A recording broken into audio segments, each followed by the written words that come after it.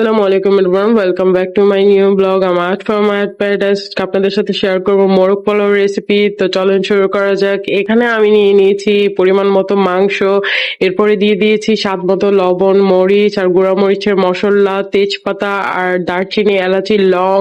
এরপরে দিয়ে দিয়েছি বিরিয়ানির মশলা, এরপরে নিয়ে নিয়েছি বাদামের পেস্টও দিয়ে দিয়েছি, এরপরে দিয়ে দিয়েছি কাঁচা পেঁয়াজ, এরপরে দিয়ে দিয়েছি টক দই। এরপরে আমি আমার মাংসটাকে সুন্দর করে মেরিনেট করে নিয়েছি। ফার্স্টে আমি বিরিয়ানির মাংসটাকে একদম সুন্দর করে মেরিনেট করে নিয়েছি। এরপরে চলে যাচ্ছি হচ্ছে গিয়ে পোলাও রান্নার জন্য।